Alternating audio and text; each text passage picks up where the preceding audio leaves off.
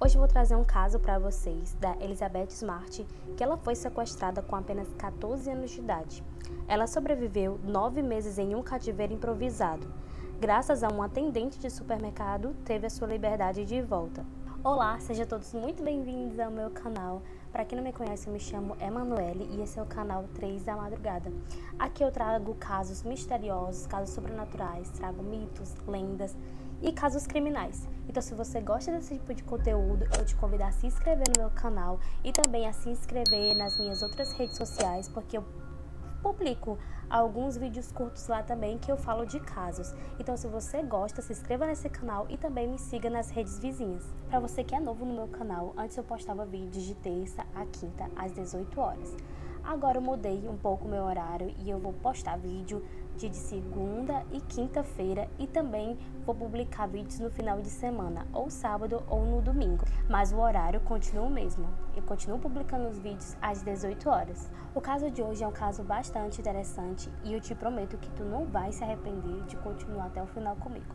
Então vamos continuar esse vídeo porque ainda é cedo, ainda são 3 da madrugada.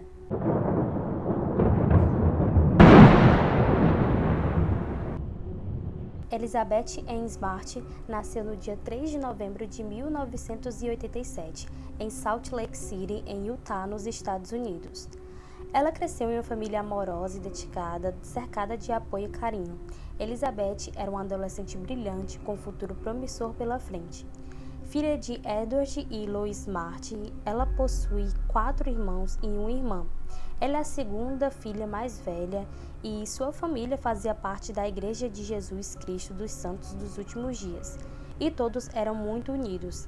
Elizabeth sempre foi apaixonada por música. No dia 5 de junho de 2002, era uma noite comum na cidade da Elizabeth. Ela estava na sala junto com a sua mãe e a sua irmã. As 3 estavam conversando, até que deu a hora da Elizabeth dormir e ela dividia o quarto com a sua irmã mais nova e as duas subiram. Durante as primeiras horas da madrugada, um homem entrou pela janela da casa da Elizabeth e ele começou a percorrer os corredores da casa. E logo em seguida ele entrou no quarto da Elizabeth e ele pegou um pano para tapar a boca dela para que ela não fizesse nenhum barulho. E Elizabeth, ela estava dormindo, então ela acordou meio que assustada, a visão dela estava embaçada e o coração dela bastante acelerado, pois ela tinha se acordado de um susto e ela não fez nenhum som, ela não teve nenhuma reação, porque ela tinha sentido um objeto pontiagudo no seu pescoço.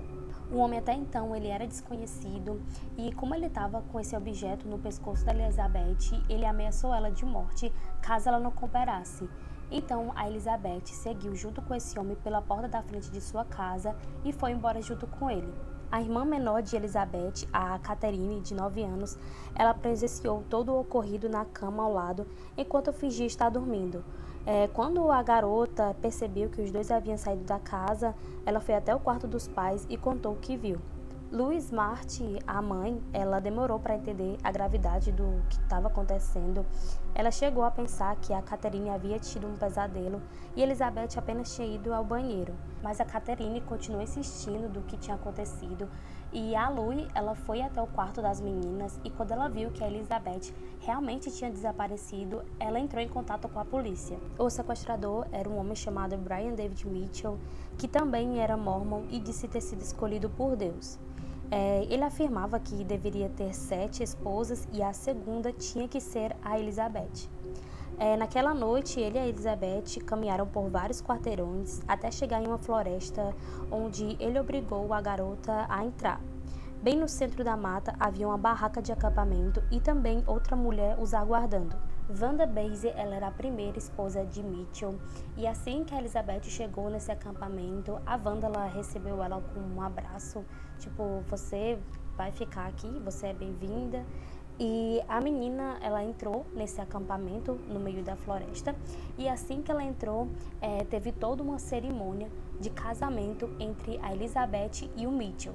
Nas semanas em que se seguiram, a Elizabeth ela foi constantemente estuprada e ameaçada e Mitchell sempre a lembrava de que se tentasse fugir, ele rapidamente iria atrás de sua família e mataria um por um. A Elizabeth era uma garota de apenas 14 anos de idade, ela não tinha a formação dela totalmente completa, não era uma mulher adulta.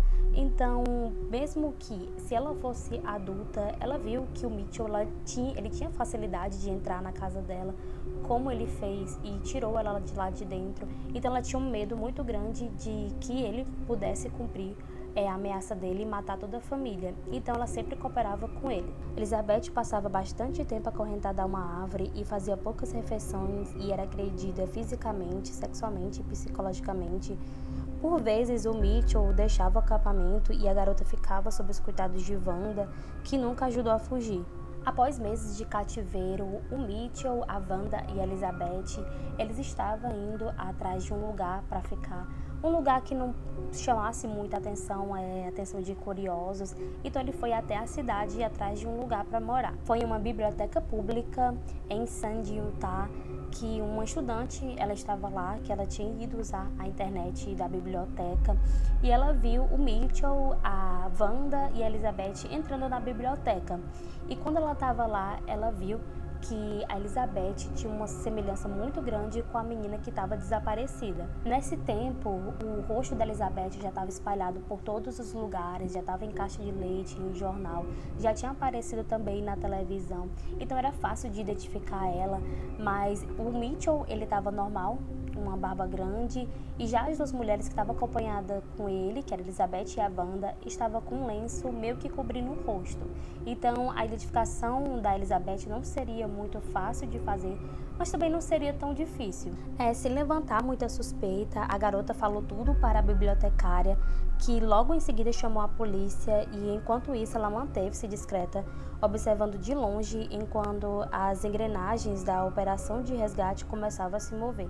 A polícia, com base nas informações fornecidas, rapidamente cercou a biblioteca, fechando todas as saídas possíveis. Quando os policiais abordaram a Elizabeth, ela disse que o seu corpo entrou em estado assim, de choque, ela não conseguia se mover, ela não conseguia nem falar nada. E logo Mitchell, ele se meteu na conversa e ele disse que a Elizabeth era filha dele, e pela religião dos três, as mulheres não podiam tirar o lenço da cabeça. E o policial acabou acreditando nessa versão do Mitchell e logo em seguida ele foi embora. Como eu falei no começo do vídeo, que a Catherine, ela dividiu o quarto com a Elizabeth e ela viu o sequestrador sequestrando a Elizabeth. Com o tempo ela conseguiu lembrar do rosto dele, e ela chegou para a mãe dela e disse que o sequestrador era Emmanuel, um pedinte que ficava frequentando ali a rua, pedindo esmola. Mas Emmanuel, na verdade, usava um nome falso e o nome dele era Mitchell. E o Emmanuel, que na verdade é o Mitchell, ele tinha mantido contato com a família, já que nessas idas dele de pedir coisas na rua, ele tinha entrado em contato com o Ed. E o Ed, que é o pai da Elizabeth, perguntou se ele queria trabalhar na construção da casa. E o Mitchell, ele aceitou.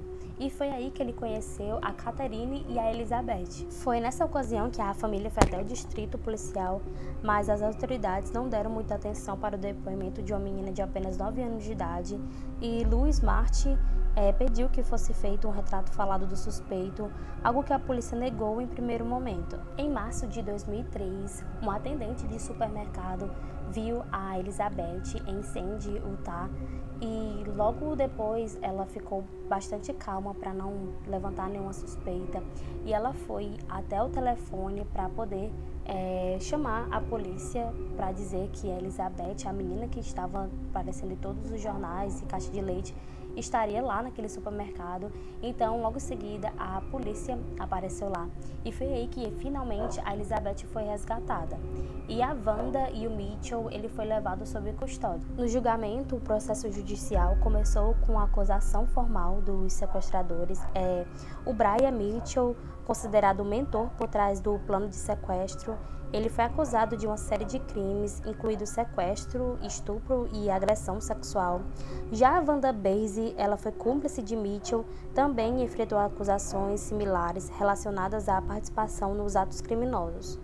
A Elizabeth prestou depoimento, compartilhando sua experiência traumática e a terrível violência que sofreu nas mãos de seus sequestradores. Ao longo e exaustivo processo legal, em 2010, o Brian David Mitchell foi considerado culpado de múltiplas acusações. Elas incluíam sequestro e estupro, e sendo condenado à prisão perpétua sem direito à liberdade condicional. Já a Wanda Bassey também foi condenada, recebendo uma sentença de 15 anos de prisão. Apesar das circunstâncias terríveis que a Elizabeth passou durante esse sequestro, ela não deixou que isso abalasse ela não deixou a identidade dela ser apagada totalmente da sua memória. Ela sempre manteve a esperança de que um dia seria liberta daquele cativeiro. Elizabeth Smart, ela tornou-se ativista em casos de sequestro e abuso contra crianças e adolescentes. Além dos diversos prêmios que já tinha recebido, ela escreveu um livro, My History, que ela conta detalhes de tudo o que passou durante os 9 meses de sequestro. Em 5 de junho de 2017, 15 anos após o crime, a Lifetime exibiu o filme I Am Elizabeth Smart, narrado e produzido por Smart, que conta a história de seu sequestro e de sua perspectiva. O caso de hoje, apesar de ter sido um pouco pesado e também um pouco forte essa relação de sequestro e abuso, felizmente a Elizabeth ela teve um final feliz e hoje em dia ela já é mãe de 3 filhas e é casada. Então toda essa história não deixou que abalasse a Elizabeth e ela conseguiu construir uma vida sem trauma e sem nada e ainda ajuda outras pessoas que passam por isso. Bom pessoal, o vídeo de hoje é esse, eu espero que vocês tenham gostado. Se você tem algum caso que gostaria que eu trouxesse para cá, para o canal, deixa aqui no comentário, tá? Que eu leio todos os comentários, que até agora não tem nenhum, mas eu leio. E é isso. Se você tem um caso, deixa aqui. E se você não se inscreveu, se inscreva e também deixa o like. Até o próximo vídeo, beijo e tchau!